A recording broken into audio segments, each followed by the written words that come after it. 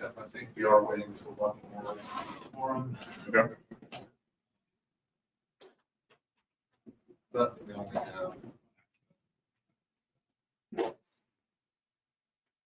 Okay. But we need to go forward and just wait for a second. All right. Well, do you have anybody else that said they were coming? I think we do have one more. We can move to the non-action items. So, okay. Will I be able to make a motion of consent if we can't make that motion without? Okay. All right. Good afternoon, everyone. Welcome to the August 7th Technical Advisory Committee meeting. So we will kick off as normal with our call to order and introductions. So this time we'll take a roll call. So could powers that be please initiate the roll call. Jeff Sims, Here. Mike Williams, Richard Perez, Brian McCarthy, Here. Melanie Callaway, Here. Michael English, Here. Bob Frey, Anna Quinones. Here virtually? Laura Lenhart, Gina Du, Bob Campbell, Here. let's see here, Jesus Perez Garcia, I believe is excused, Omar Alvarado, Rob Wassam, Frank Kaufnauer. I'm going to check online real quick because I see some people popping in. Okay. Jay Collins, Present. Melissa Leinhardt and Jennifer Malone, I believe, are excused. Nicole Sutton and Anna Garzone are also excused. Sarah Caper. Here. Wade, do we have an in-person quorum? We do, 8 people in person. All right, with that, we will take a vote of consent for remote participation. And just one other thing, this is Mike Williams. I wasn't here when you called my name initially. Got it. Makes the quorum. Yes. Okay. All right, great. So we just made quorum. Thanks everybody for attending here in person to be able to get that. So next item up is to get the, we need a motion for consent for remote participation by other members. Can I get such a motion? So moved. Thank you, Jay Collins. Can I get a second? Second from Melanie. All in favor, say aye. Aye. Any opposed? Sounds good. So thanks everybody on board virtually, and please participate and feel free to make comments. As a reminder, always, if you can make motions or so forth, please announce your name. I think it helps the recording secretary quite a bit. Next up is the public comment portion. Do we have anybody who's not here in person to have public comments? Do we have anybody online? I'll give it about 10 seconds to make sure.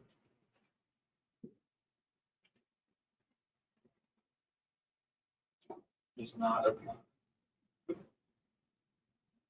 appear to be that we have any public commenters. So next up is the approval of the June 5th meetings minutes.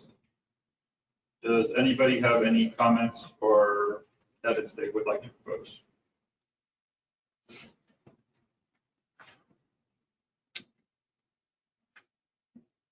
Okay, very good. I guess with that, we'll need a motion for approval of the minutes. This is Bob Kell, make a motion to approve the minutes. Thanks, Bob. Can we get a second? Second. Second from Melanie. All in favor, say aye. Aye. Any opposed? Thanks. Thank you very much. It just dawned on me, I realized that we did not have our July meetings. I was wondering why I haven't seen you all for so long. Okay, I think with that, we're through all the administrative portion. So we're up with our first action item, which is the electric vehicle infrastructure plan with Connor from TPO 2%. Good afternoon, Connor McDonald, CPO staff. Give me just a minute. So,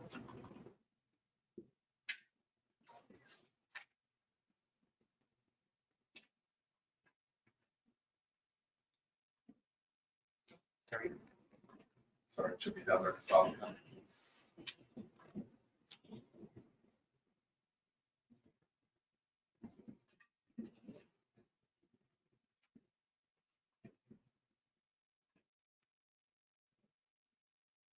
All right.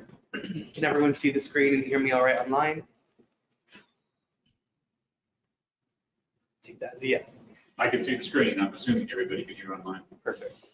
Connor McDonald, TPO staff, here to present the electric vehicle infrastructure plan. And I brought this to you a few months back, so I'll kind of be brief, beginning with the background, and then give some more detail towards it.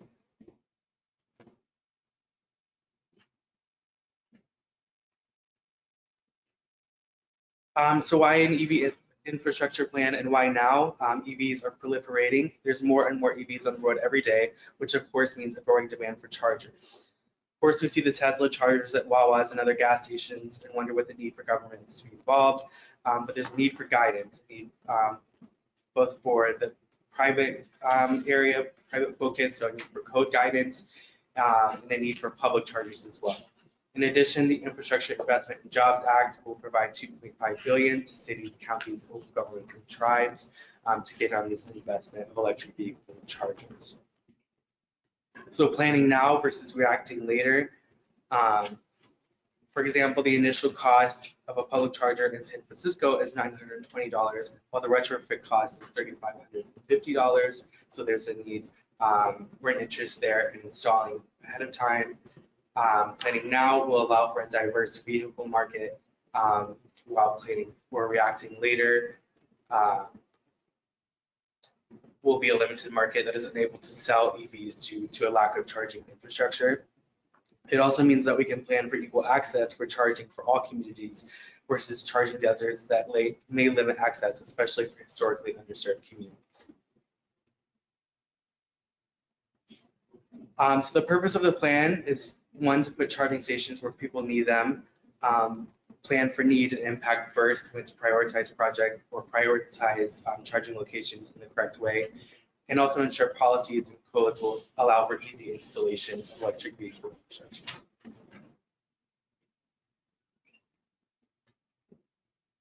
So I'll go through overview, initially some industry background research, go into existing conditions analysis, touch on the public outreach and stakeholder engagement, and finally conclude with the recommendations of the report. So I mentioned this before, but just as a reminder, when the Toyota Prius first launched in the US in 2001, it was all the rage, hitting 1 million sales by 2011. This was our first introduction into electric vehicles, which was the hybrid electric vehicle. By the late 2000s, early 2010s, plug-in hybrid electric vehicles became popular. So you can think the Chevrolet Bolt. And then we got to know the Tesla or battery electric vehicles in the mid 2010s, late 2010s. And there's also a fourth type of electric vehicle known as a fuel cell electric vehicle. They're becoming popular, but more common for buses and long haul trucks. So some benefits and barriers to EV adoption. Some benefits include reduced fuel costs, reduced emissions, and reduced maintenance costs. While barriers include purchase price, lack of information, or lack of trust, and also charging access. So people, many are afraid, and this is coming from our survey as well, afraid of the vehicle running out of electricity and having access to chargers on the weekends, long haul trips, and during the week as well. So how are electric vehicles currently being used? About 0.5% of the 2 to 3 million TNC drivers, meaning like Uber and Lyft, transportation network companies, drivers in the US currently drive electric vehicles. 1% of the 21,000 public transport buses are electric. And EVs are driven an average of 7,000 miles per year compared to 10.2 thousand for gasoline and diesel powered vehicles. So there are three main types of charging levels. Level 1, you can think of the plug as a toaster. It's going to take about 5 to 6 hours for a plug-in hybrid electric vehicle to charge. Level 2, you can think of as more common in public workplaces, some households, and is similar to a dryer. A clothes dryer, level 3, is most entirely found in public, is most commonly referred to DCFC charger, and is similar level to an air conditioner. So here's what's happening in Hillsborough County from 2018 to 2021. EVs increased more than double. The Tampa Bay area is one of 9 major U.S. metro areas where EVs are selling faster than conventional vehicles. EVs are everywhere in the news. Stocks are increasing as sales rise. In Hillsborough County, the sheriff's office recently added electric vehicles to its fleet. So here's what's happening in terms of infrastructure. The highest share of chargers are level 2. There's about 500 publicly accessible chargers in Hillsborough County. You can see they're most populated in the downtown areas near USF, the university area. And here's what's happening in terms of access. 10.8% of condo units have fast charging infrastructure within a 1-mile radius. 39% of jobs are within a half-mile of a level 2 charger, and 7% of activity centers are within a half-mile of a level 3 charger. So we also included some public outreach and stakeholder engagement in this plan. The survey was conducted through SurveyMonkey. We also conducted several stakeholder engagement sessions with FDOT, HART, freight representatives, and community leaders in identified underserved communities. One of our findings is that respondents must often use a publicly accessible charger on long weekends and holiday trips. For non-drivers, 58% of respondents chose that fast charging public stations every 50 miles along major US highways would likely increase their interest in purchasing or leasing an electric vehicle. And a few more takeaways. 80% of the respondents prefer to charge at home, often using that level 1 charger. Respondents prioritize amenities, including bathrooms and convenience store options near chargers, and about 30% are concerned with the dependability of EVs during emergency situations like hurricanes. So some takeaways from the stakeholder listening sessions. Leaders in underserved communities are concerned about the lack of investment in disadvantaged communities and how it could result in charging deserts in those areas. FDOT recommended considering a medium-duty fleet as part of the plan. And HART mentioned that they have been hesitant to transition to battery vehicles due to vehicle range and reliability.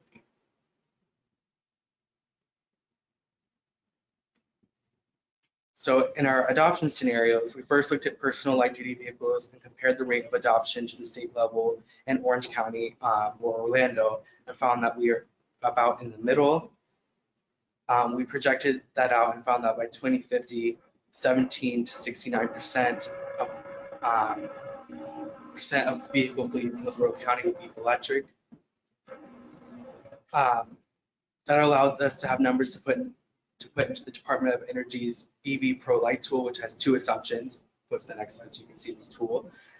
First, that one of the assumptions in this tool is that 80% of EV charging will occur at home, which is consistent with that survey response, and that 75% of households currently have access to home charging of owners.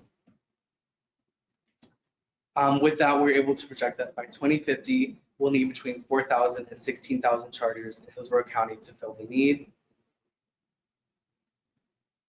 In addition, we also have several other use cases for transit network companies where we're projecting that an additional 500 chargers will be needed.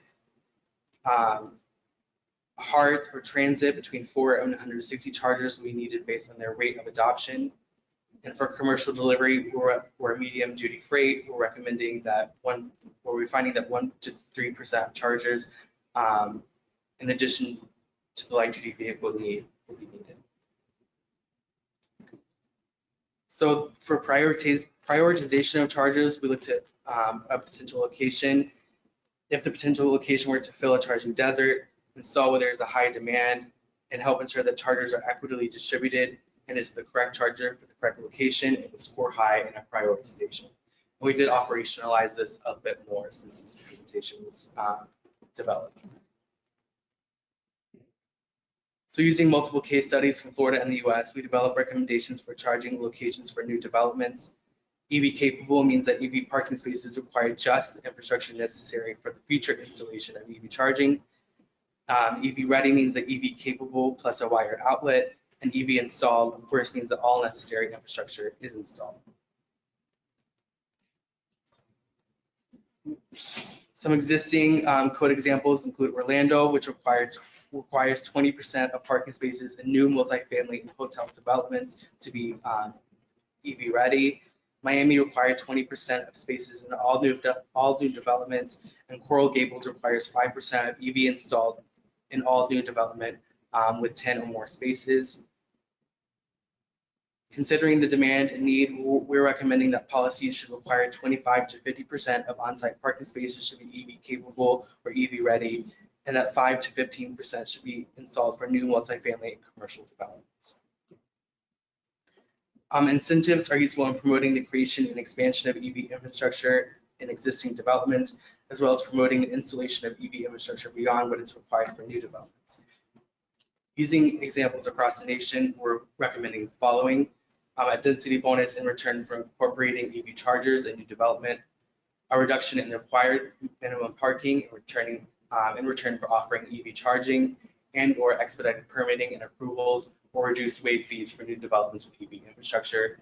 And we want to combine this adequately with existing incentives so they don't overlap in a way that would reduce an incentive for affordable housing. So we're also considering design recommendations, ADA accessible mobility features, both physical access and accessible communication features in the charging port itself, designing and conflicting or sensitive areas. So we want to avoid charging spots near curbside bus lanes, sidewalks, bike parking features, etc. Security and cybersecurity require EV infrastructure to utilize ISO and EMV standards for direct secure payments. So that would be ESV is like Europay, MasterCard, and Visa. ISO is International Organization for Standardization. So what's next for this plan? We want to monitor technology developments and planning for EV infrastructure. So make sure that we're always up to date with the current technology. Continue to fund and enhance non-auto modes to develop livable communities. Of course, we know that EV electric vehicles are not the solution to all transportation problems. Ensure equitable access to EV adoption and infrastructure, and ensure reliable and resilient charging infrastructure in relation to hurricane evacuations. For more information, the full plan, the draft plan, and final plan will be available at planhillsroad.org/electric vehicle infrastructure plan-EVIP.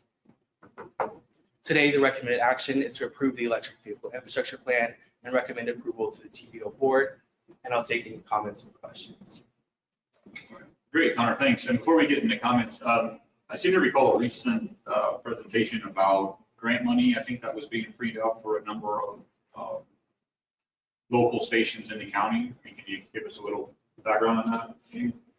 Yeah, so there's, what I'm familiar with, at least in terms of grants, is that there's the money coming out of the IIJA, but the two grants are, one, it's NEVI, National Electric Vehicle Infrastructure, I think is what it is, but it's to reduce charging gaps on highway networks. So that's really aimed at providing charging locations in rural areas within 1 mile driving distance of an interstate or highway.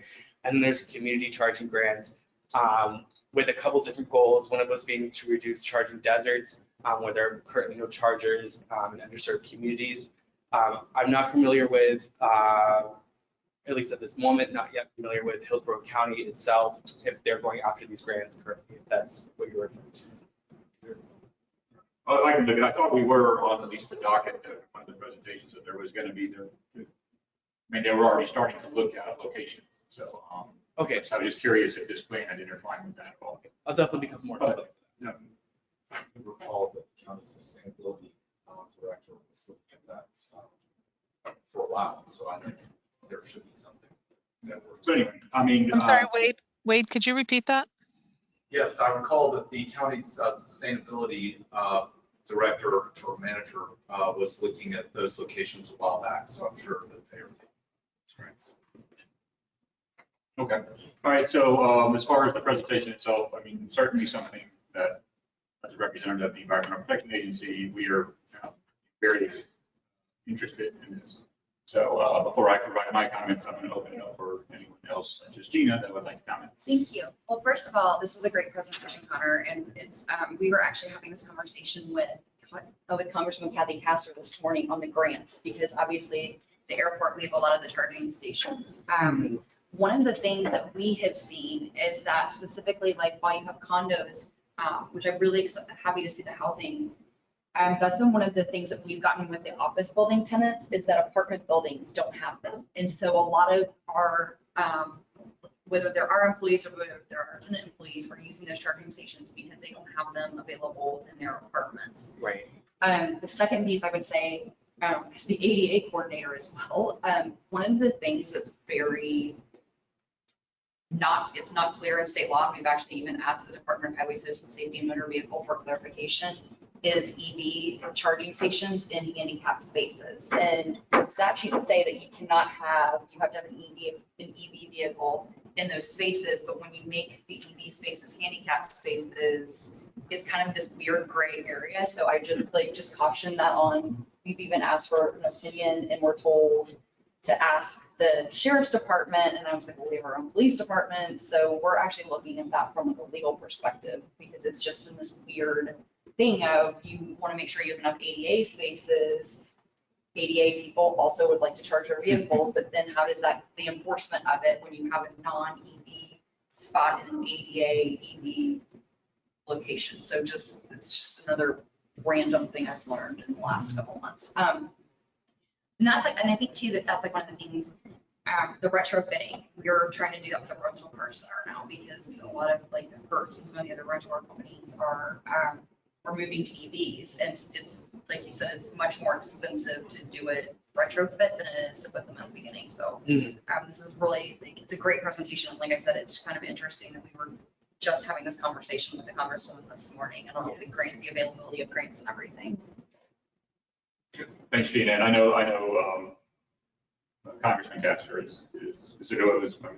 Yes, yeah, she was. She's interacted with us for years and years in wanting to promote electric vehicle infrastructure and the use of them and so forth. So She's over like the second largest state for EV vehicles in the country, which makes sense since we're the third largest population wise. So I think she's trying to push other people to go after those grants for that reason. Jay Coppins. Connor, that was a great presentation. I have questions or comments. I don't know, because what they are is consumer. I'm very interested in, like, let's do the show of hands here. How many of you fill up your tank when you are below half a tank? Just automatically, you just do it. So I think the interesting thing for me would be on the EV side is, are people looking for them? Are they looking for a charging station every time they leave their house? Or is it, they understand where they can find them and can't find them, and so they'll change their behavior in that sense, because they're consumers. This is what they've done. They bought something. The other thing I'm really interested in, again, with the technology of it, because you already said that the different types of charging that is utilized, how it's proprietary, which is very interesting in a lot of this. But when is there a diminishing return to where the market, if we influence the market as government, we're chasing it?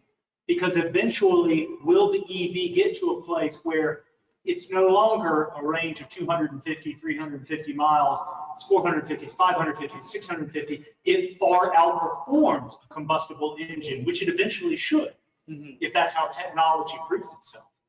So is there an issue that we'll actually end up having done all of this and then seeing ourselves not utilizing those and eventually opening up those same charging stations because you won't need them as much? Or there will be a vehicle, an actual EV vehicle parked in it, but it'll have no use to actually charge it, whereas somebody else would want it.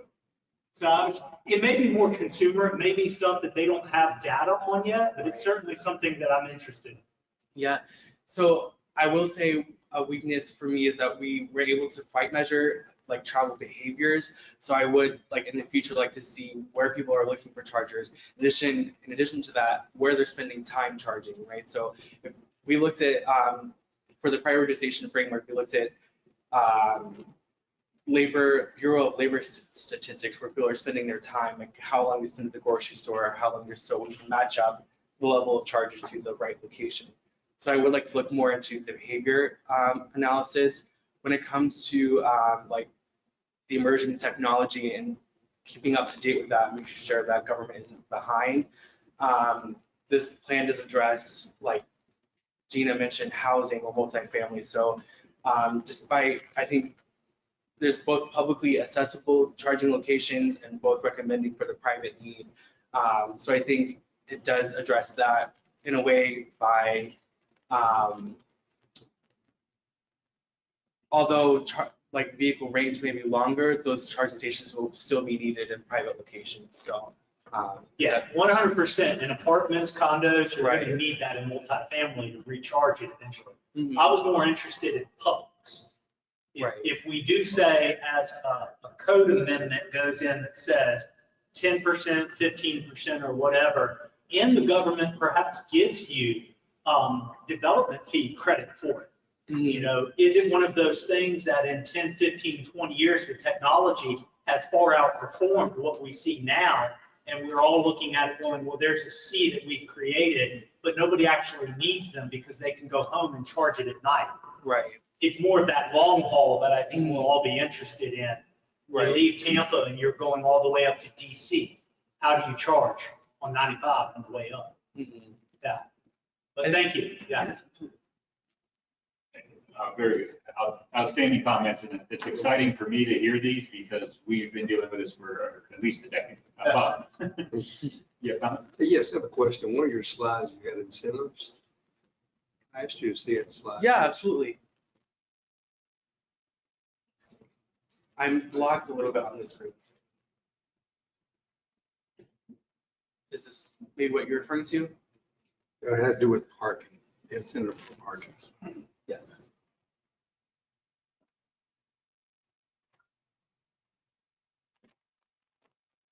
And this is for, just to be clear, this is for new multifamily developments.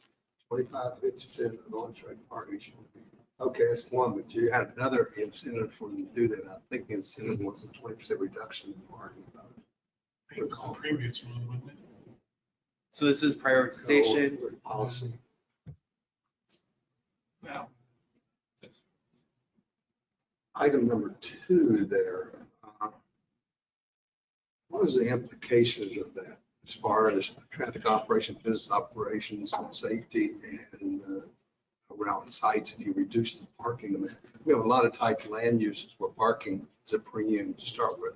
Are you making the parking situation worse by offering this incentive? Obviously, there's an economic advantage to land developers, the reduction in land area to do that.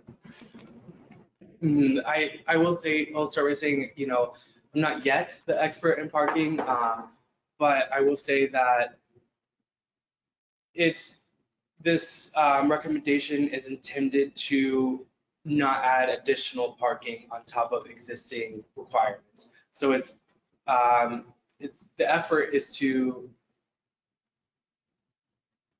reduce the parking minimum, but keep it stable in that, like, there's not, if there's 20 spaces, they're not an additional 5. The hope is that 5 of those 20 would be. so it's to convert, I'll call it normal parking, or Mhm. parking we have today, to convert a certain percentage of those to EV parking spots. So you Right. still have the same number of spots. Some of them would have charging stations and some would I not. think what they're saying is you wouldn't have. That's no way I'm reading that. Mhm. I agree, that's why. I agree. It's worded specifically says you're going to decrease the number of parking spaces. It's because it's still parking. Mhm. It's still parking, you know. I Right. mean, it's a disabled spot is still a parking spot. Mhm. EV is still a parking spot.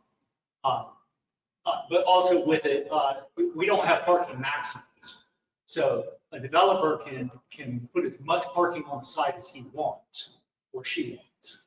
So there is that as well, even if you go ahead and say that you're going to reduce the parking, because a lot of the times they overpark. But if we're going to make a policy recommendation to the board to reduce the minimum parking, we I think you could should charge for understand it. replacement, Well, something along I think those, I'm as suggesting. opposed to reduction, Okay. you know. Yeah, that wording. Yeah. It's just- Like, and then say it's a 1-for-1 kind of thing. Okay. Actually, I wrote that down too. Is, I don't know that reducing, but replacing. Yeah. Is maybe better. I think that's what we did with our office building, because we have like, I think that's exactly what we did, is we replaced them, and so that's where it gets in that the ADA spots of making sure that you're adding those in addition, not taking away. And is there enforcement on those, like people that are not charging, just that's the only available space, I'm gonna pull up to that charging space? Is there a? There's state law that says that a non-EV vehicle is prohibited from parking in an EV spot, which is where the ADA. So that, to Bob's point, then that's a little concerning for me because I think you said, I forgot what percent, like maybe 5% or something are EV vehicles now, or maybe it wasn't even that much, but if you have 20% of the parking is EV and only 5% of the cars are, you're really losing non-EV parking spaces. And if you're tight on parking, Yeah. which if you're over parked, that's different to James' point. But if you go right to the code minimum, which a lot of people do, then you're gonna have spaces that people can't use. And to clarify, illegal as in police department, sheriff is supposed to ticket you? Yes, and that's where I had a call Highway Safety Motor Vehicle last week, because our police department wanted to start ticketing non-EV handicap placard cars that are in ADA spots that have an EV charging station. It's been fun. Like, can we not? But, and again, it's this gray area in state law right now with the ADA spots, but with like a normal parking spot, like if I parked my car that's not an EV in an EV spot, our police officers are told to ticket that car. And especially as we think about like where will we prioritize the EV spots at the airport, whether it's in the parking garages or in the office building, those are premium spots, because you want to reward people for putting the investment into the electric vehicles. So a lot of people want to just park in those spots as they're running late or whatever, but you still, like, the people who need to charge their car need to have access to those. I think it sounds like some of this, though, might still get fleshed out, because this is a recommendation for a policy. It might be that some of the next steps should do like a deeper kind of look at some of these things before, because before I think you would actually put something like this into place, into a code, you'd have to look at some of those issues now that we know they exist. I mean, there would have to be some additional work and studies that go into it. And I would think eventually, as it's more mainstream, something like Gina was just saying, there is an incentive for getting something. You have a good parking spot because we want you to have this car. As they become more mainstream, that might not be as important. Like I was in a parking lot last weekend where they had a couple EV chargers at the entrance, and then they were installing new ones towards the back of the parking lot. So there were a couple up front, but there were more at a different location as they started to add them. So I think stuff like that over time might also happen. Well, and also right now, you go into some parking lots and you see it's a Tesla. So there's a kickback involved in a lot of this, which is another thing that the government probably should be telling them to stop doing. They call things fair. Or in a parking lot. That's another story for another time. And we recently got electric vehicles, so I'm paying a lot of attention to this. And one of the things that we noticed when we got the electric vehicles is that a lot of the charging stations are broken. So even though they're there, they're not necessarily getting maintained, which is a whole another level of this. If you have them and they're not working, they're really not helpful. Should be in the bonus agreement. The bonus agreement should require them, if they're going to provide these to get additional bonus, they have to maintain them and maintain it through a bonus agreement that's adopted for that property, so we can enforce that. That's an interesting point. You can get the grants for the, like, the installation, but you don't get grants for the O&M to make sure that they're still. Yeah, and you just touched on a big one for me. And, you know, I can say this, and I appreciate all these comments up now. They're really good and they're spot on for what we've experienced. And it's a growing, it's a learning curve with this. Is what I've noticed is as it's gone through. And I think I mentioned this at the ITS. Couple comments. Mr. Friday. Yeah, Bob, let me kind of finish this point, but I've got you first. I'm going to make sure I get to you. Okay. When we got a grant about 10, 12 years ago, and we worked with the county to get, I think it was 8 public charging stations installed. And two of them are across the street in the parking garage, and then on libraries, one in our office and so forth. Pros and cons of it, but a couple of things, like we have 2 now at our office, and one of them is currently not working. So that's not, you are right when they say they don't work. We sent in a work order for it. It hasn't been addressed for a long time. The biggest thing that we found was that we jumped on this free chargers, but we found like 5 years after they were put in, the software was no longer supported. So we didn't budget, nobody budgeted the cost to replace all 8 of those. So then it went into, well, and at the time we were doing it for free. We got them free. We didn't cost that much. We were trying to be good, you know, the county on the whole. So then it was, well, we need to start charging to start recovering costs in anticipation. And the use went way down. Like hardly anybody uses them because it's not really cost effective, which is the whole point of getting an EV usually in the first place was financial along with environmental and so forth. So it's not, I don't think there's a profit on the stations. That would be something to think about. You got to budget that in. Also, you have to consider there's monthly costs on a lot of these stations if they're monitored. We have, I don't know, about 12 years ago, we got a Leaf and a Volt. So we had for our EPC fleet. So we had a plug-in electric and a plug-in hybrid and a regular one. And we just bought the non-monitored ones, and they're the best thing we ever did because we can control it. But they haven't broken in 8 years. They just keep chugging away. One of them's faster charging than the other. They're both level 1, but they're more than one. They're easily get what we've done. And we also stubbed out for another one. So when you go, again, you touch on a lot of stuff.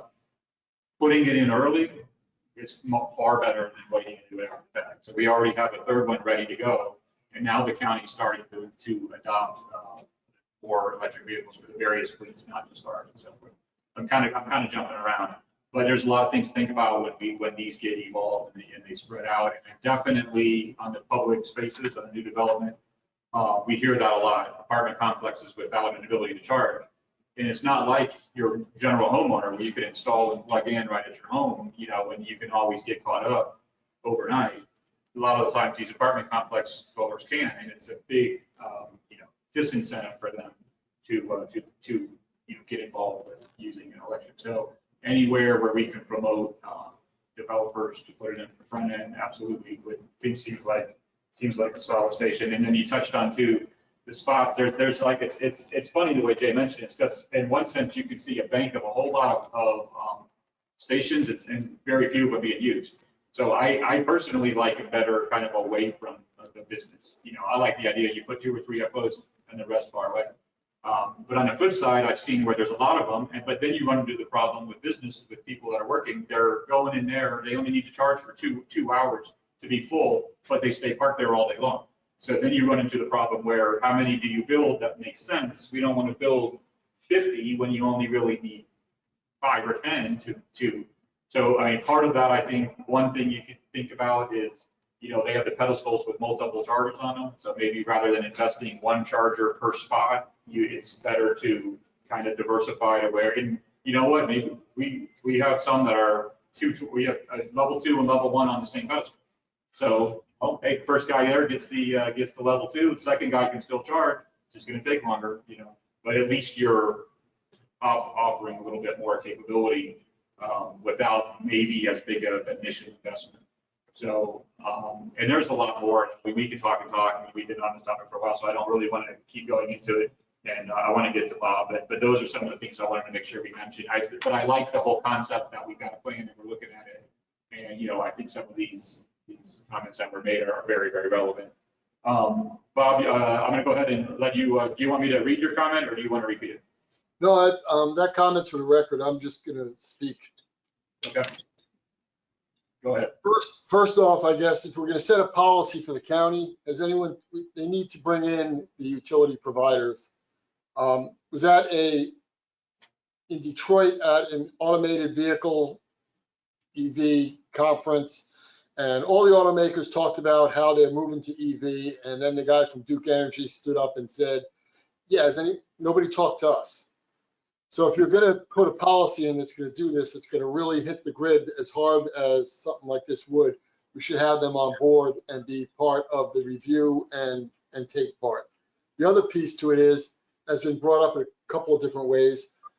There's a huge difference between putting 5 or 6 out for your company for a couple of employees and providing it to the public as a service.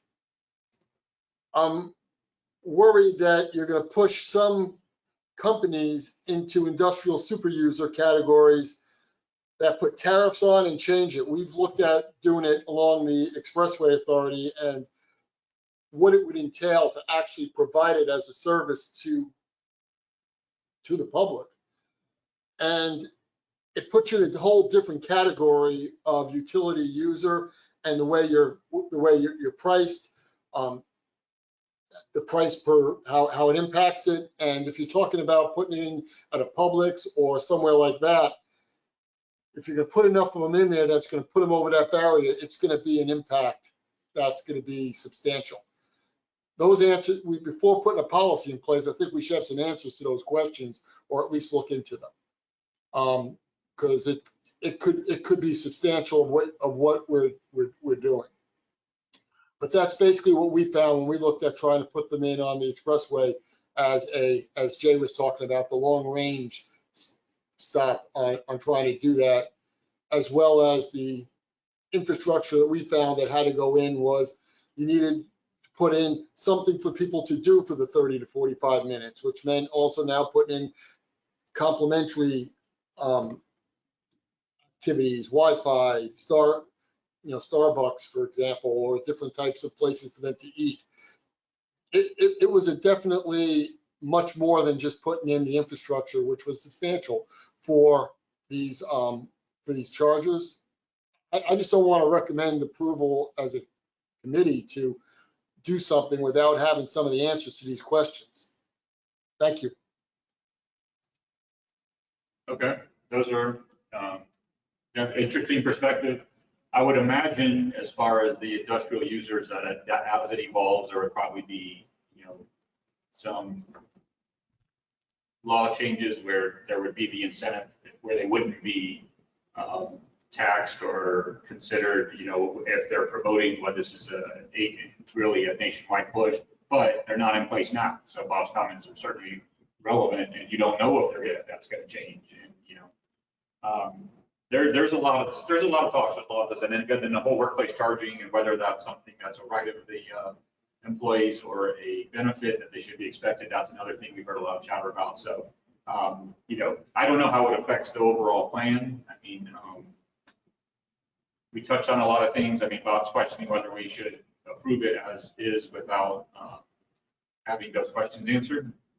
So I'll just leave it at this. Is there any further discussion or any comments you want to add to this point before I call for a motion? Yeah, I'll let anyone go first. No, this is for you. Okay. Yeah, there's a few things. The ADA, I wanted to mention to Gina. We did look at that as well as part of like the design features as well. Something that the plan recommends is to look at use last scenarios with EV. And that's something that's recommended generally nationally in other jurisdictions because that is a tricky situation. So we have looked at that. As far as Bob's comments, let me take a look. We did speak with TECO as well, so they were on our advisory committee, so that has been addressed. The plan doesn't detail too much about like the grid. Haven't raised any concerns, but I definitely would like to revisit that conversation as well with TECO. And I think that sums up what I wanted to add. So thank you all for your time. Okay, thanks, Connor. So with that, and having heard all the discussion, I guess at this point, can we get a motion for approval of the infrastructure plan for forwarding to the board? This is Jay Collins. I'll make a motion to approve the Hillsborough TPO electric vehicles infrastructure plan. Okay, can we get a second? I'll second it, Gina. Okay, Gina is going to second. Any further discussion? Okay, all in favor? Wait, can you hang on just a second? Bob was having trouble getting through, but he does have a comment. Okay.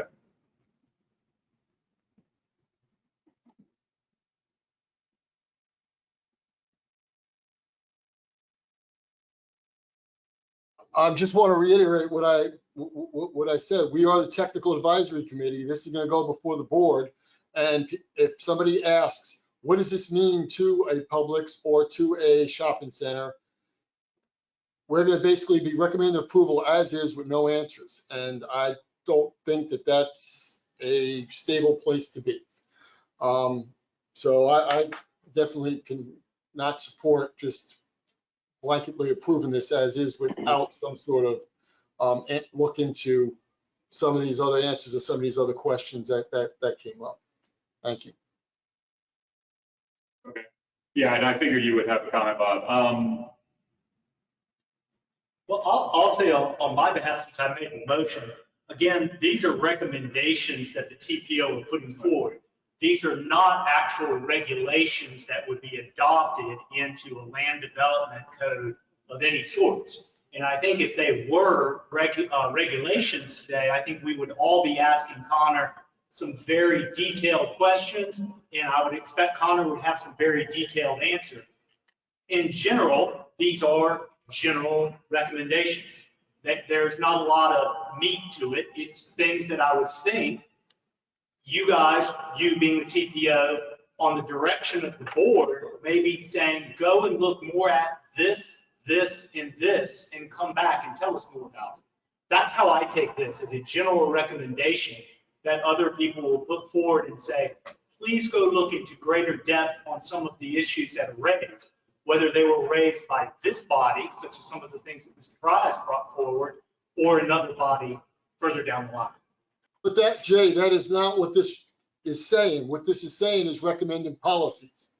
If it was saying these are areas that need to be looked into and we want further analysis, I would have no problem. But this is saying we want these policies reducing parking by this percentage. I mean, this is very specifics in here that we're recommending without knowing some answers to some very pointed questions that could impact a lot of land uses and a lot of things that come forward. So, I mean, I agree with you 100%. If it was just, we need to look into these areas and do more analysis, I'd be right next to you. But this does not say that. So Connor, let me ask a question kind of to both of these points. When this goes to the board, TPO, how will this go as what the TAC said? Will it say TAC recommended approval, here you go? Or will it say TAC had a lot of questions about various things? They chose to pass it to the TPO board, but they still have a lot of questions. You can go into those if you like, but, or will you modify it, or how will this get to what will happen when this gets to the next level? Right, so it's more of the latter. It's a recommendation for these policies. So you would be approving the recommendation of the policy, not the policy itself. And we absolutely can add, that the TAC has questions. I'm not too sure on the Robert's rules of if you would like to edit the recommendation, we can pass that to the board as well. I think so. I'd like to do a substitute motion. Well, yeah, that's what I was thinking, that we might need to, we can consider, we have a motion for approval, but we can do it might be approval with conditions, so that. And that's kind of where I was going. Okay.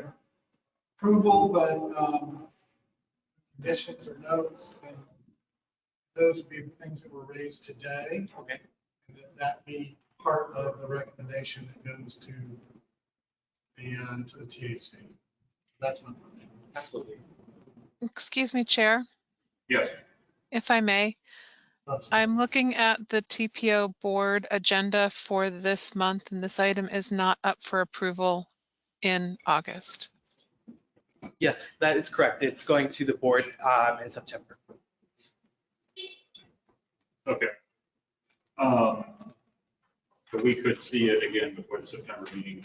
To your point. So thanks for that information. So, well, there's two options. We can either send it back for, re-presentation with, which I think, you know what, now that I think maybe that's the direction, I'm looking at the group with head nod. Maybe that's the direction we go rather than voting for approval since we have another month.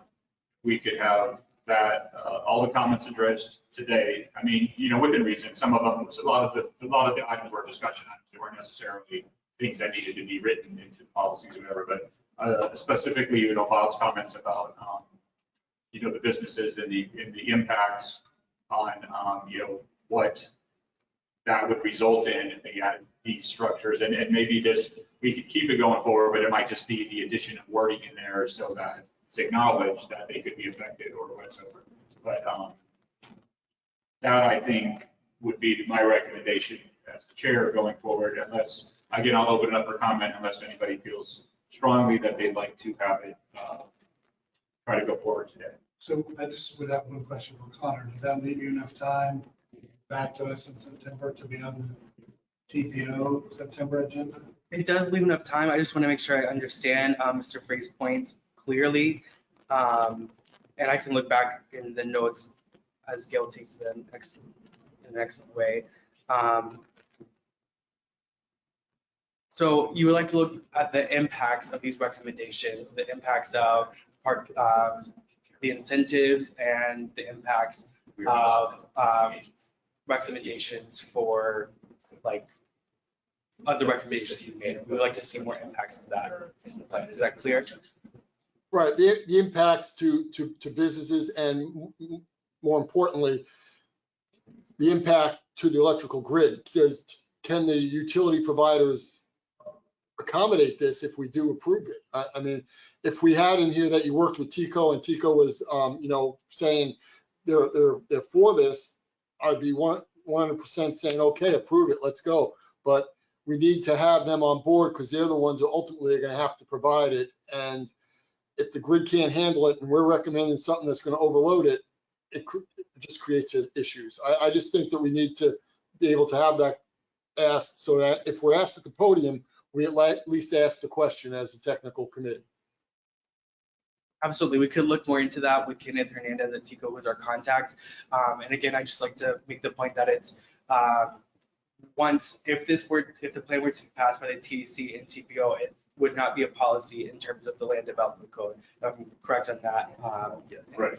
So And I think I understand that, but you would then you'd still have a recommendation from a transportation technical committee saying to do it. And that's how policies start. So I just want to make sure that we're crossing the T's and dotting the I's on something that could be sensitive.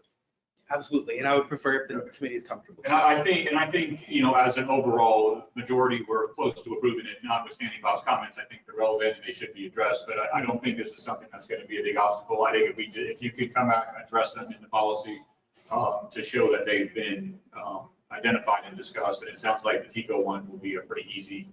I think when you come back, I don't anticipate there would be major hurdles here. I do want to kind of get moved on. We've been on this for a long while. I'm going to hear comments, but if you could just kind of expedite.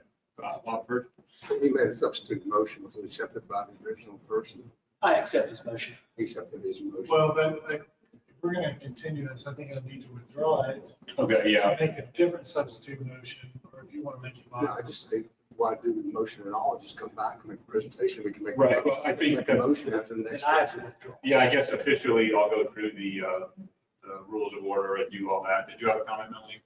Yeah, Before I'll do that. The required number of parking spaces, I don't think it should be decreased. I don't think that should be one of the policies we talked about that. Okay. I think you should look at rewording that issue. Absolutely. And I think you also need to put something about the maintenance of the facilities needs to be a part of, that's what long-term maintenance of the facility needs to be taken into account too. Maintenance and replacement. Okay. Okay, so I think what we're gonna do, I mean, looking around, is we're gonna table this until the next meeting to officially, I think if I understand it right, after grading these rules. First, Mike, I'm gonna ask you to withdraw your substitute motion. I withdraw Okay. my substitute. And then, Jay, will you withdraw the original? Yeah, I withdraw my original motion. Okay, so everybody's looking at me with semi-smiling faces because I think we're gonna move on, but I really do appreciate this. And Connor, I feel like you got kind of really put on the spot here, so I apologize, but I mean, you know, this is, I really do like all the back and forth and the fact that TPO is looking into this and it's a part of the future that we're developing within the county. So thank you for that, and we look forward to seeing you next month. Yes, absolutely. Thank you all. Thank you. If we have 4 more just like that with the same time. Okay, next up is the status report. So this is not an action item. This is for the Hillsborough County Transportation Design Manual. Mr. Josephson, will you be presenting online virtually, I assume?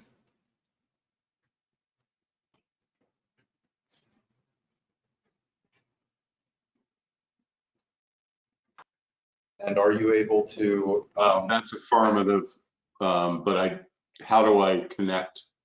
well, that's what I'm getting ready to ask you is, do you have your presentation up, and should I make you the presenter, or should I scroll through your slides for you? Make me the presenter, Yes, sir. and I have the presentation up. Great.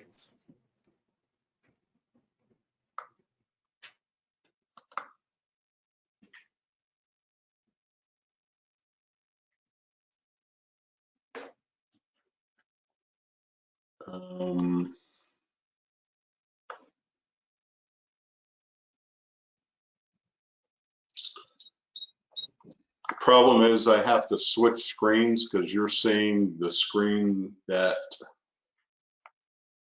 my presentation is not on. We see a blue screen with Hillsborough County Transportation Design Manual. Yeah, that's not the presentation. So I have to switch screens somehow. If you go to the controls for GoToWebinar, the show screen should give you an option for either screen.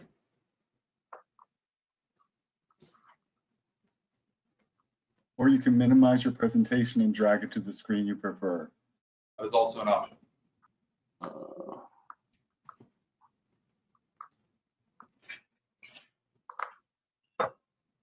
How about now? Yes, sir. Okay, I think we're ready to proceed then. Okay, so I'm Larry Josephson. I'm with the Public Works Technical Services Division. Today I would like to thank the Technical Advisory Committee for inviting me to make this presentation.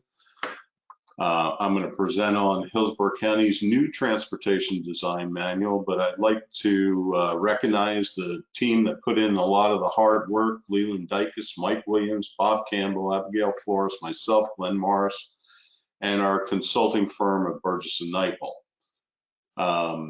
The manual has been come to known as the HCTDM, Hillsborough County Transportation Design Manual. So what's inside? There's 8 sections to this manual. One is reserved section for access management, which hasn't been developed yet. So we're working with 7 sections that have 31 individual subsections. I can't cover all those, so I'm going to hit the highlights. The first part 1 is introduction and process. I'm going to specifically focus on safety analysis on that section, and I'll tell you a little bit about some of the other sections. Part 2 is design guidelines. This is the nuts and bolts of the manual with all the design criteria. I'm going to talk about some sections in there: design bulletins, context classification, typical spec sections, and speed management. And I'm going to tell you where we are in the project schedule. Basically, this manual's been being developed for almost 2.5 years now.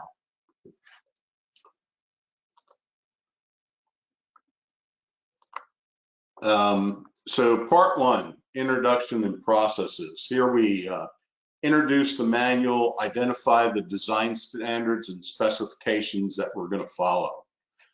Our goals for safety, context, and multimodal networks. One of the sections is plan development process. We identify our CIP project resources website, which at the end of this presentation, I have the link to that website. That was a website we created to provide multiple resources for our consulting firms that work for us and everybody else in the county. The highlighted multimodal safety analysis I'm going to cover in a moment. The third section is plans, production, and submittal. This has our design criteria table submittal. This is a table that we require all design consultants that are working on our projects to turn in, so that everybody involved in the project, especially our review teams and anybody else observing from the outside, know exactly what the design criteria is. We have created a typical section approval package. This is something new for the county, in which the technical services director and the county engineer has to sign off on. This kicks off the projects. It's a typical section, as you know or may know, is one of the key components to kick off a project and create a design. Then we also have a process for design exception and what we call design deviation memorandum. A lot of our roads are substandard in the county. Especially on our resurfacing projects.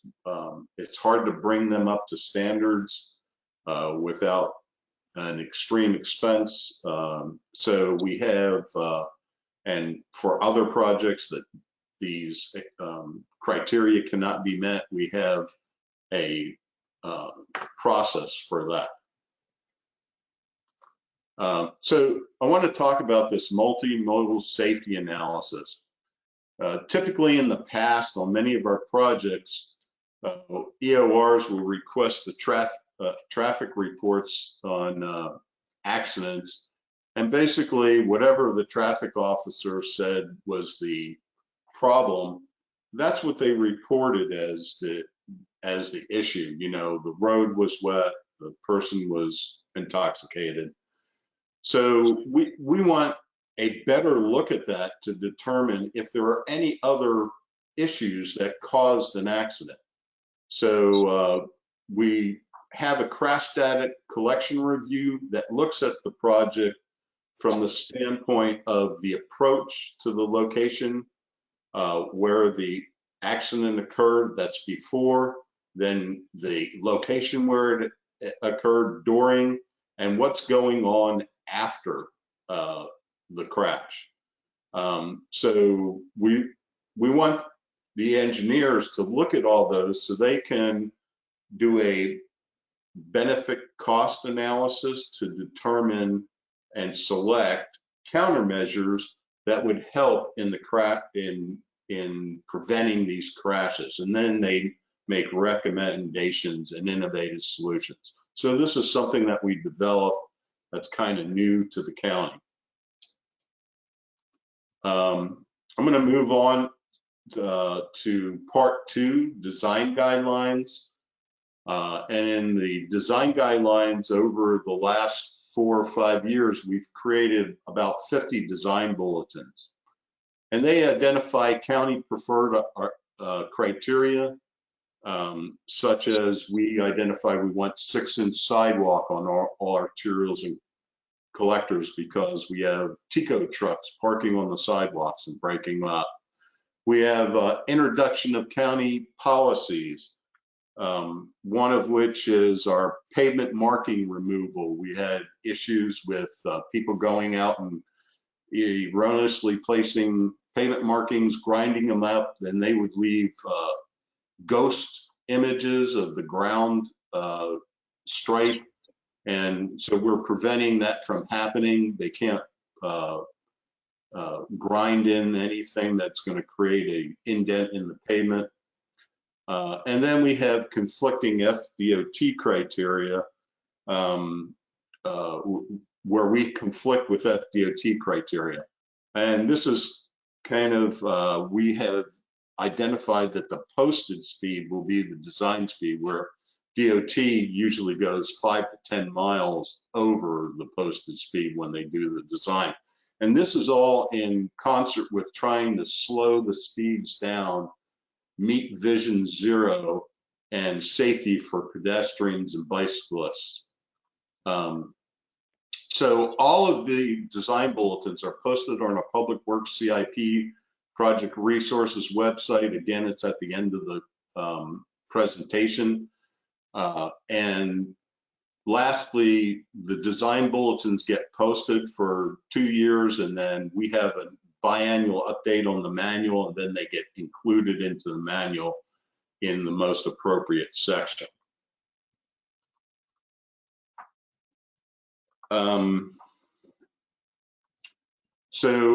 Our design guidelines are based on context classification.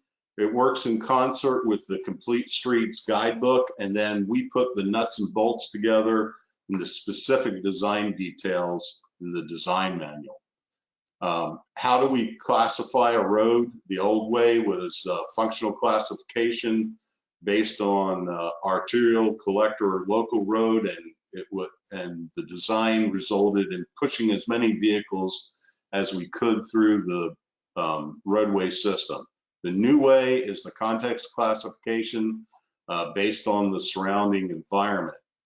This is our context classification that was adopted for Hillsborough County. It has 5 different context classifications. And I want to make a point that this is different than DOT's context classification, because DOT's context classification is based on current land use. Ours are based on future land uses, and the first 2 contexts are very different. C1 natural for DOT is a extremely large natural area, tens of thousands of acres of forest. We don't have that in the county. We have a lot of rural farmland and so forth.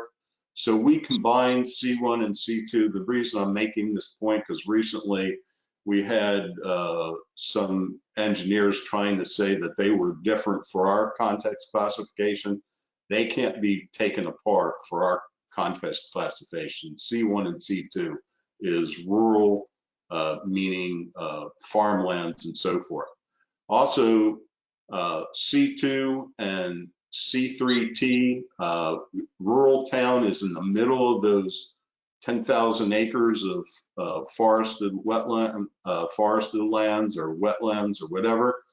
And we have a suburban town, which is in unincorporated county, Hillsborough County, and are suburban communities with well-defined town centers. The rest of the context classifications are similar to DOT. We don't have C5 and C6. That's downtown Tampa. So just wanted to cover those differences in context classification.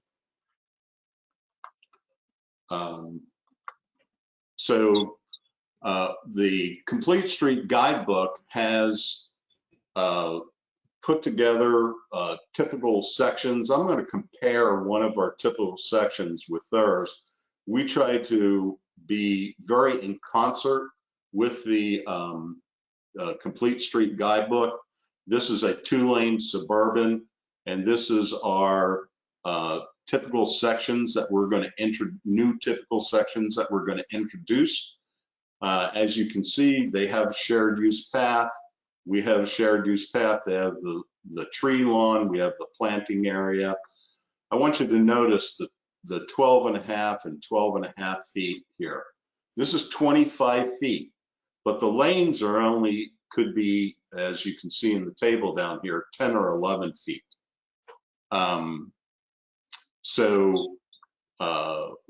Why the 25 feet? That is room for emergency vehicles to get through with cars pulled over to either side. We talked to emergency services and the fire chief, and this is what they told us they needed. So moving on, I just want to digress a little bit and talk about fatalities. 5 deaths per week in 2021, 253 deaths. Most of those, 44%, were lane departures, pedestrian and bicyclists, and intersection crashes. And 92% occurred on roads with posted speed limits greater than 40. Thus, our focus on reduced speeds and ways to reduce speeds. And why is this happening on our roads? How can we think and plan and design differently? Well, one of the parts of the manual we have is speed management. As you can see, measures that bring drivers to a safe speed, avoiding fatalities and injuries. You may all have seen this chart below. You know, when you're doing 40 miles an hour, 1 out of 10 survives. At 20 miles an hour, 9 out of 10 survives. Here are the strategies. We classify them by context and by speed, design speed. They could be roundabouts or lane repurposing, lane narrowing, several different chicanes. There's several different strategies that can be used to do speed management, and that's covered in the manual. So our manual considers all modes of transportation, heightened awareness for safety, connecting people and communities, opportunities to reduce speed, shared use paths for suburban and rural areas, emergency vehicles, accommodation, alternative bicycle protection treatments, and right-of-way for corridor preservation. What will this do for our community? Save lives. Roads will benefit all users. Roads will benefit our communities. Goes beyond transportation, better economy, healthy environment. We will think, plan, and design safer to make our roads safer for all users and our communities. The schedule, like I said, we started 2.5 years ago. We have a draft manual. It's out on our website. The link to it is at the end of the presentation. We've already had one submittal where we asked for comments. We're responding to those comments. There will be another request for comments with corrections made due to the comments that were made, and then we will go to a final draft, and that will go to the county engineer to sign off. We expect that to happen in October. So here are the links that are to the manual. And so are there any questions? Okay, thanks, Mr. Josephson. Do we have any comments or questions on the manual? I don't see any. It certainly seems comprehensive, and I know You mentioned who was on it, on your team, and I know Mike was on there, and I have a lot of faith in Mike. His tediousness on projects, so I'm sure you have been dotting i's and crossing t's. So any, Mike, you want to Just one small, Larry, I think we should note that the implementation of this will go along with revisions to our transportation technical manual, which we already have. That's geared more for developers. This is geared more for collectors of materials, mostly for the CIP, but two kind of go hand in hand in a lot of ways. And yes, we put a lot of effort into it. It seems like it going on a little while too. So. All right, thanks for that comment. Any last call for comments? Questions? All right, with that, I think we're moving on. Thank you very much, Larry. Sorry. Thank you for letting me present. Could we make Dr. Rodriguez the presenter?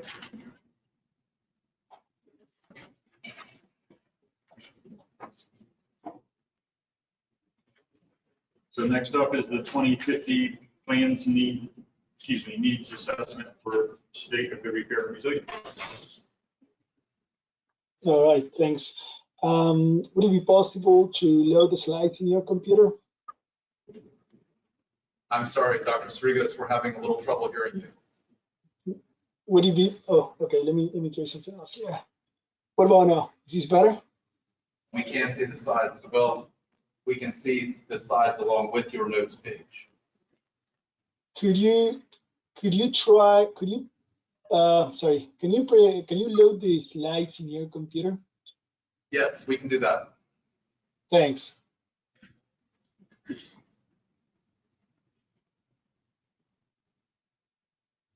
Could you please make the main laptop the presenter technical support staff?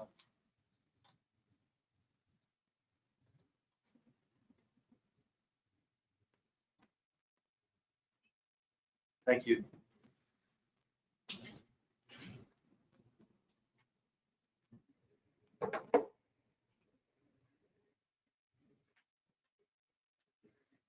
Okay, are we good? All right, thank you very much. I apologize, this is not the right one. Give me 1 second.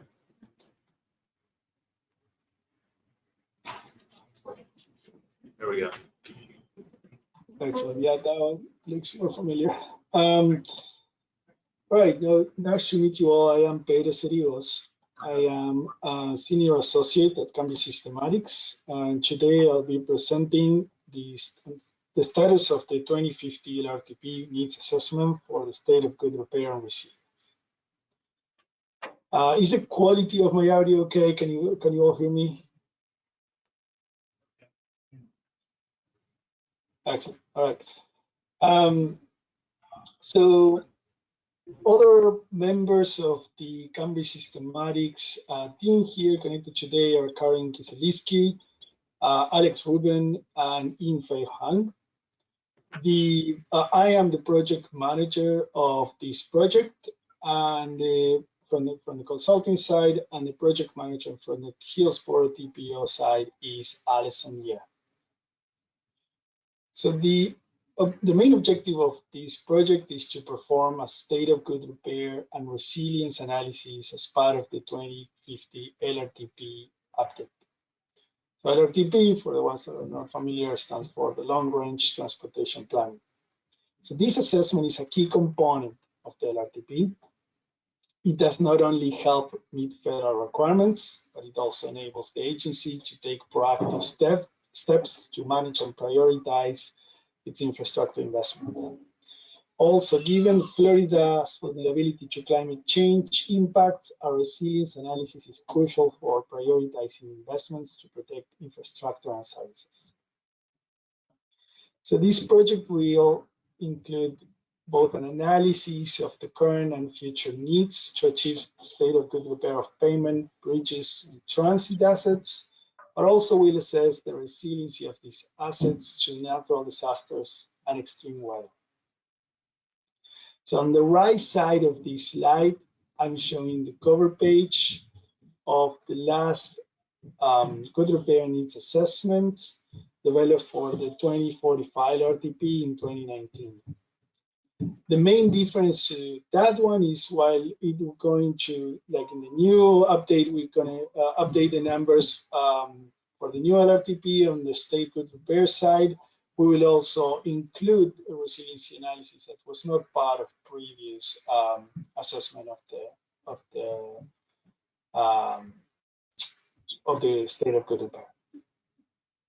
Next slide, please. Okay, so to accomplish this objective, we have the following work plan. We are at the very beginning of this project. The main 3 steps are first data gathering, which we recently started.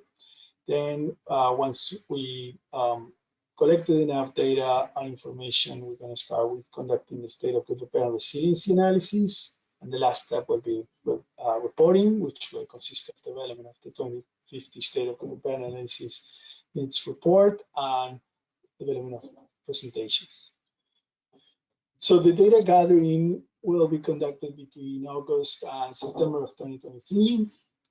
Then the state of good repair will go from September and December of this year, and lastly, reporting will be between January and February 2024.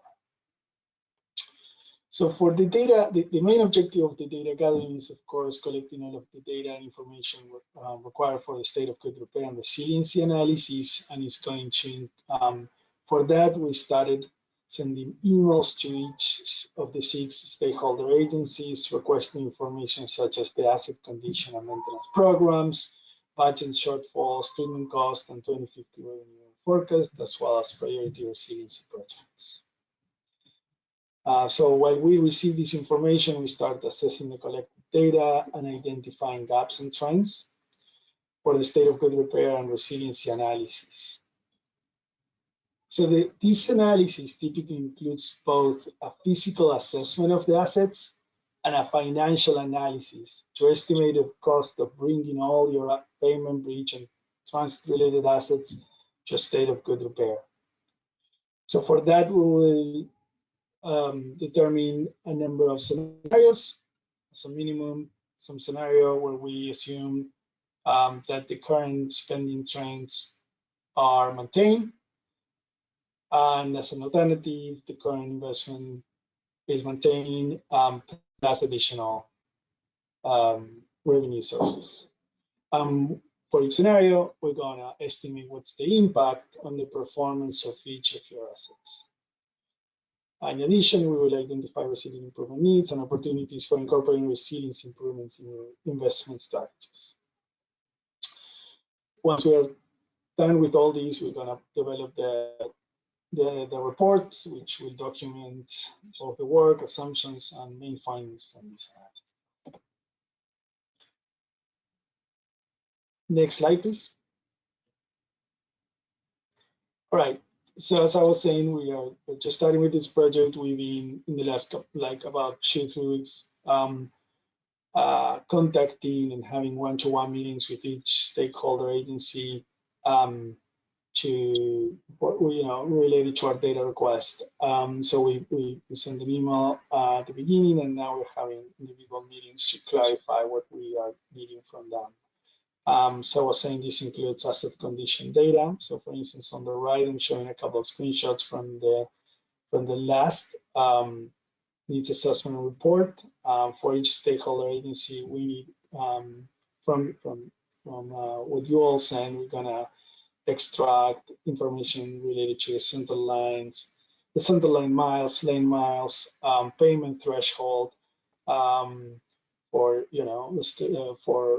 triggering maintenance, also the percent of lane miles below threshold, the backlog from the last year annual budget, life cycle, and so on. This in this case is for payment, but similarly we need to do that for bridges and transit assets. Of course, we're collecting all this data, trying to use the exact same metric, in this case PCI. We are also requesting stakeholder maintenance programs, 2050 revenue forecast spreadsheets, and also what tools, method, and investments are employed to increase the resilience of assets. That includes any investment by any stakeholder agency in order to harden the pavements, in order to respond to the extreme heat, and sap base, in order to make it more resilient to flooding, as well as raising the profiles of the road, shoreline preservation and wave attenuation, and investment to improve the management of the stormwater due to increased precipitation that sometimes is done as part of the road maintenance budget. Other pieces of information requested here include the treatment types and the unit cost and the list of assets that will be high priorities for maintenance within the next decade, if any. Next slide, please. All right, so this concludes my presentation today. Any question? Okay, thank you for the presentation. Do we have any comments or questions?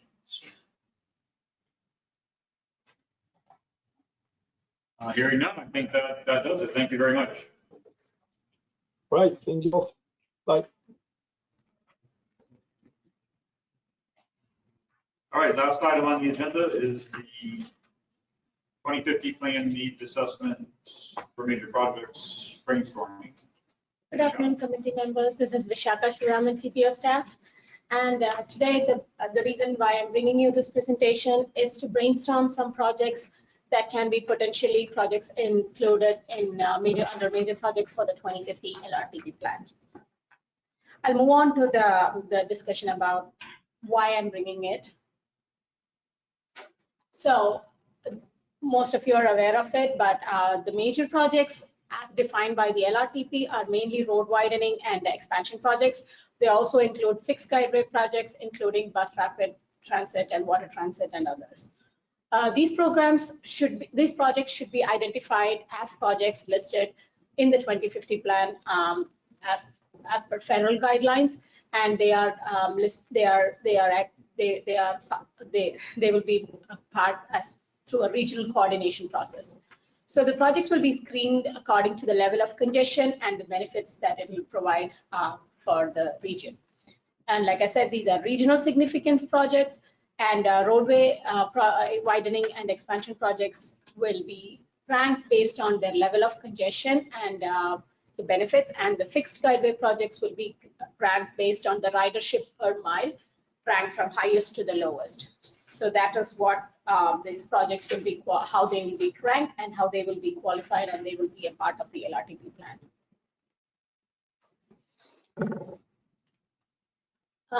This is a very preliminary step. We haven't started scoping the projects, but at this stage, we would like to bring this presentation mainly to the TAC committee because, like, for the certain reasons I mentioned, this is soliciting a list of projects that you would like to see on the updated plan. These are some of the projects I've listed here, which we have heard from. I have gotten feedback from some of our staff and also at the TIP hearing and through other meetings with the local jurisdictions and the state. Some of these projects, like the Gibsonton Drive, is already currently in the planning phase. It doesn't have any funding for construction. The projects for Lithia Pinecrest is already, you're all very aware of it.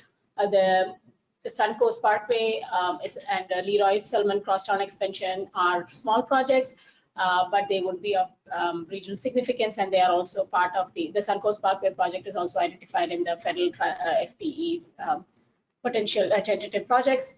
The Big Bend Loop widening is another project. There are two projects. There is an interchange, and there are two bookends of it. So one of the projects is from, I believe, the one from Big Bend Road East is already in construction, but we are looking for ultimate funding and construction for increasing widening from 4 to 6 lanes.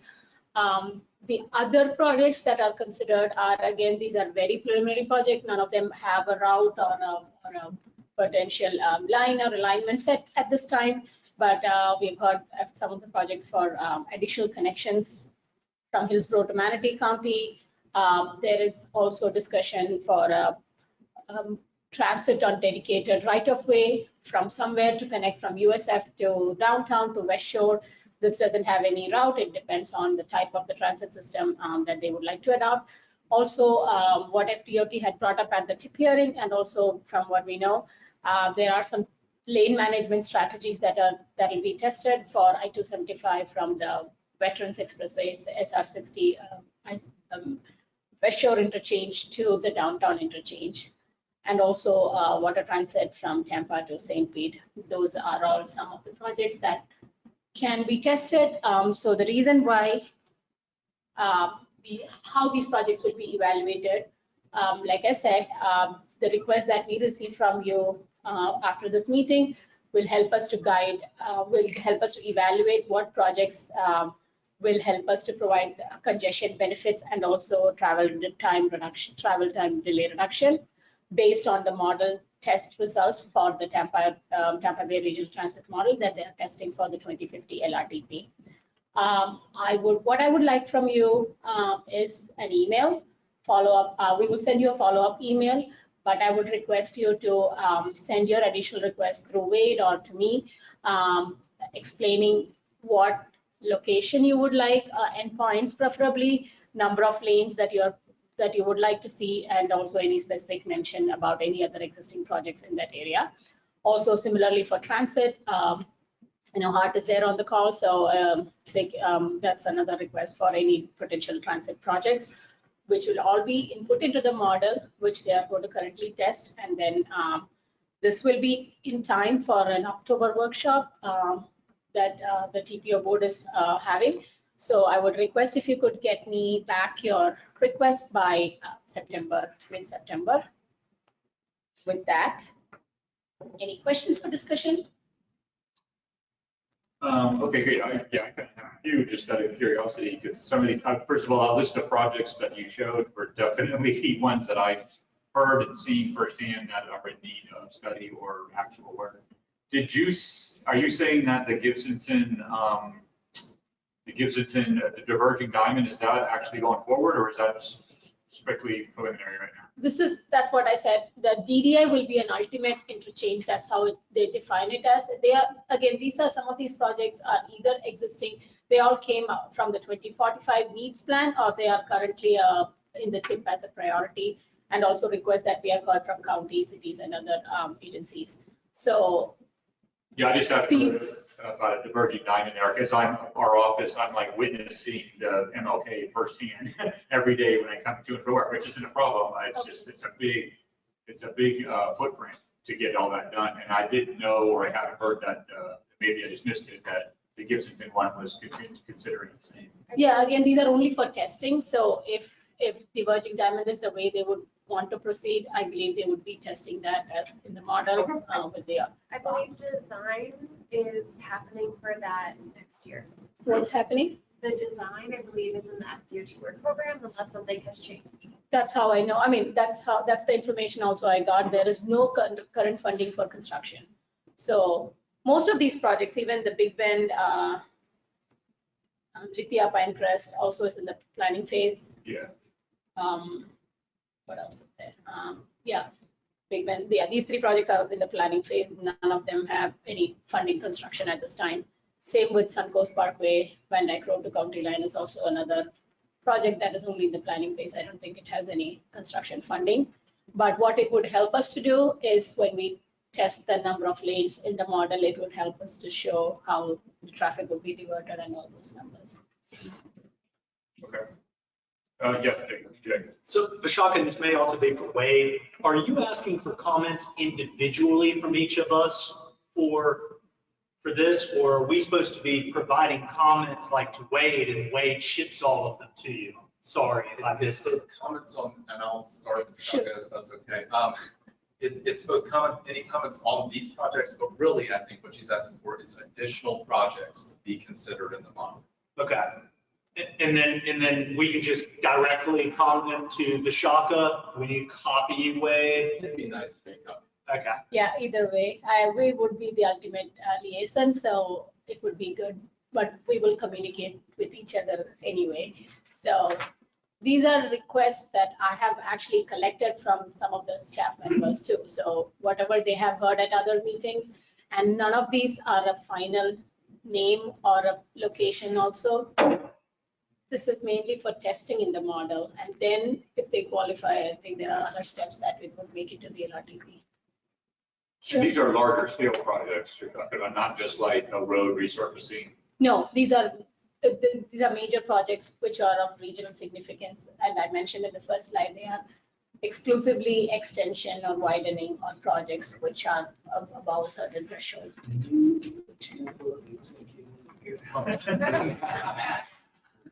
Michelle, will you email us the slides? Of as course. well? Yeah, I literally put it together this morning, so I will email you the slide and I will send also an email with a reminder for the date or such, so you have it on your calendar. Does that sound good? Thank you. Any other comments, Bob? What's this bridge over the Alpine? What are you talking about there? What road is it? The bridge over the Alpine River, which, do you know which road that's referencing? I was going to ask Sarah because I thought that might be out of your team's.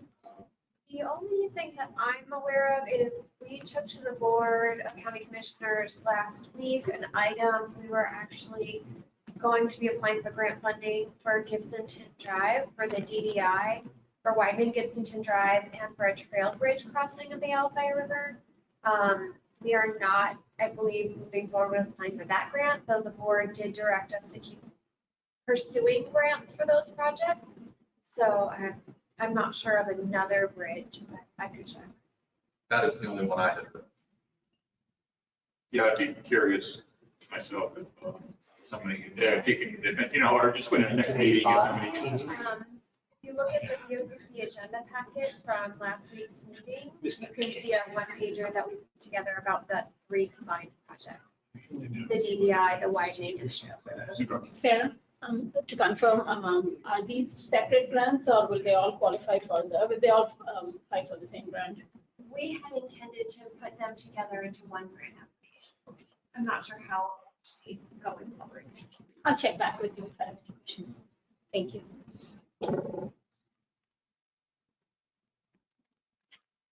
Okay, any other questions or comments? All right, I think with that, we're moving on, and please email Vishaka with any suggestions. Thank you so much. All right, that covers the last of the scheduled items. Yes, sir. I have just put the link to the survey in the chat for this. We would really appreciate it. It is also in the agenda item in your packets, but we would appreciate it being shared far and wide. This is a survey on possibly creating a tri-county MPO between Pasco, Taos, and Hillsborough counties. As you all may know, the legislature directed us to submit to them a report on that by the end of this year, which we're well along on. This is part of completing that report, and we would all appreciate your input. Yes. Thanks, Wade. Yeah, this came up at the ITS meeting, and it did get quite a bit of conversation. It's a pretty big proposal if it was to go through, I think, of merging all of those. So I mean, it's not just one of those ones that you kind of rubber stamp and move on, for sure. So if you have any thoughts or ideas you'd want to offer or opinions, I know they'd like to hear it. And so I'm glad you put that in there. Thanks for that. Is there any other old or new business anybody would like to? Okay, with that, I believe we are adjourned. Thank you.